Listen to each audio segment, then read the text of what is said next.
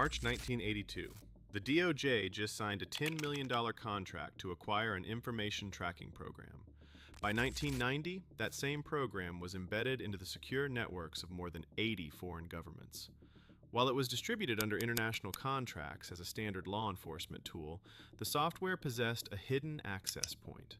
Global intelligence agencies were unknowingly archiving classified dossiers, financial records, and military logistics on a software that was sending all of it to the US. The operations code was untraceable. However, the corporate licensing disputes surrounding the software's initial theft left a documented legal trail. By the summer of 1991, an independent investigator had compiled the records necessary to expose the entire network. August 10th, 1991, Martinsburg, West Virginia. A housekeeper enters a guest bathroom. Inside is the body of a 43-year-old freelance journalist named Danny Casolaro. His wrists have been slashed 12 times. A note and razor blades are left nearby. Local authorities swiftly rule it a suicide. During the final year of his life, Casolaro maintained an archive of thousands of documents. He informed associates that this research would expose the operations of a global intelligence network he called the Octopus. Before traveling to his final meeting in Martinsburg, he left instructions with family members. He told them, "If anything happens to me, don't believe it was an accident." Upon the discovery of his body, the research files Casolaro had in his possession were missing. The hotel room was cleaned by staff before a forensic team could conduct a formal processing of the scene. Casolaro believed the Octopus network was unified by a single piece of software. It was a program with capabilities that transformed global espionage. Its name was PROMIS. In 1973, the United States justice system was disorganized. It was the start of the digital age, but different government agencies used entirely different computer mainframes. If a prosecutor had to review if a suspect had a warrant in another state, it required physical phone calls and emails, followed by weeks of waiting. This led to cases regularly collapsing. To solve this problem, the government formed a research organization, led by Bill Hamilton. Over the next decade, Hamilton and his team built PROMIS, the Prosecutor's Management Information System. PROMIS acted as a universal translator. It could sit on top of multiple completely incompatible and isolated mainframes and read them simultaneously, allowing them to behave as if they were a single system. A prosecutor could now type in a name and cross-reference 10,000 documents across the country in seconds. It could track a person's entire history, their associates, and their movements. Hamilton eventually formed a private company named Inslaw. Using his own money, he vastly enhanced the software to sell commercially.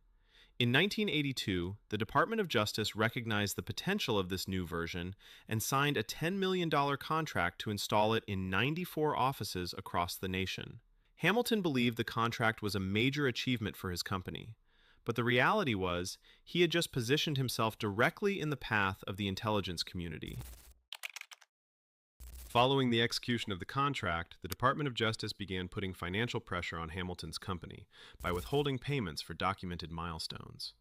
This evolved into a systematic challenge of the contract's core terms.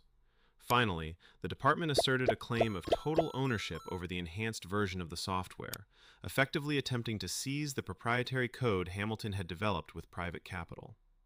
The strategic objective was to force the company into bankruptcy, allowing the department to acquire the PROMIS software through a liquidation sale. Hamilton initiated a private investigation into the department's use of the software. Through this inquiry, he uncovered evidence that the Department of Justice was bypassing the licensing agreement entirely. Without authorization or payment, the government had duplicated the enhanced version of PROMIS and was distributing it across federal offices nationwide. Hamilton pursued legal action against the United States government and secured a judgment in federal court. In 1987, following a comprehensive review of the evidence, a federal judge issued a formal finding of fact. The court ruled that the Department of Justice had acquired the software through trickery, fraud, and deceit. This conclusion was later upheld upon review by a second federal judge. The focus of the inquiry shifted from the act of theft to the motivation behind it. Why would the DOJ risk a scandal just to seize control of a software? Through contacts within the intelligence community, the journalist Casolaro obtained information suggesting the Department of Justice contract served as a cover for a different operation. The evidence indicated the software was being distributed to a network of intelligence operatives. This group reportedly included Earl Bryan, a businessman with high-level connections to the Reagan administration, and Rafi Eitan, a central figure in Israeli intelligence. The modified version of PROMIS contained a hidden entry point embedded within the software's architecture. Some reports specified this as a hardware-level modification. It was a microchip designed to bypass standard security protocols and remain undetected during routine system sweeps. The following phase of the operation involved a network of international intermediaries. This included high-profile media executives who functioned as intelligence assets, facilitating the sale of the modified software to foreign governments and military organizations. Over the following years, PROMIS was acquired by agencies in Canada, Great Britain, South Korea, and Australia.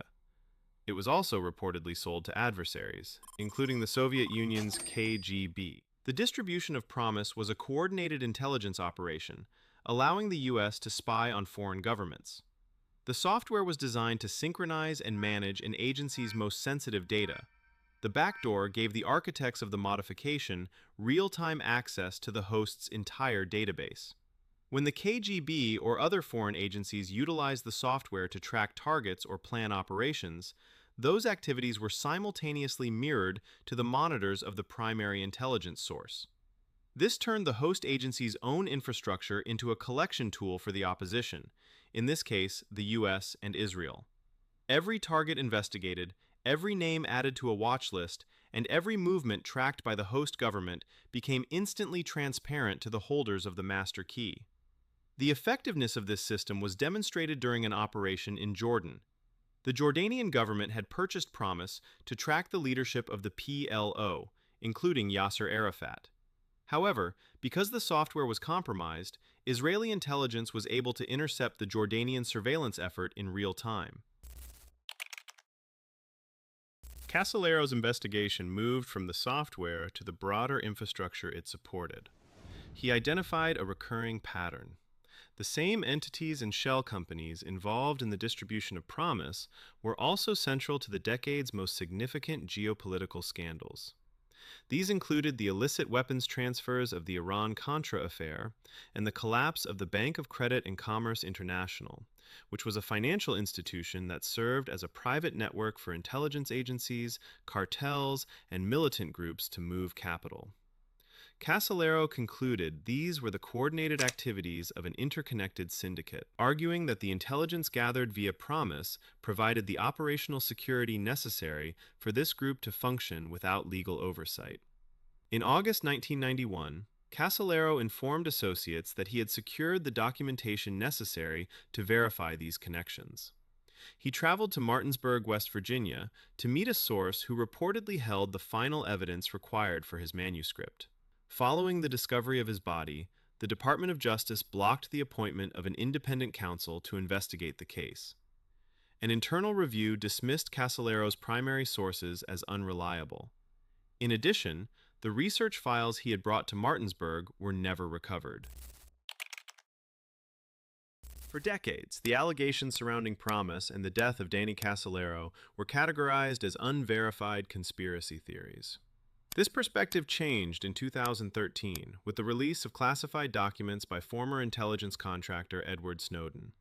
The files confirmed that the practices Casolaro had been investigating, the insertion of backdoors into commercial hardware, and the use of software to monitor foreign and domestic data were established components of modern intelligence strategy. While the methods of surveillance have evolved, the foundation was already understood by the engineers who built PROMIS, the federal judges who ruled it was stolen, and the journalist who died investigating its distribution. The Inslaw case remains closed. Bill Hamilton and his company never received compensation for the seizure of their software. The identity of the individuals involved in the surveillance network remains a matter of record only within the classified files of the agencies that utilized the software. By the time the legal battles concluded, the goal had already been achieved. The government held the software, and the intelligence community got the data. While PROMIS is now obsolete, It laid the groundwork for future software like Pegasus and Predator.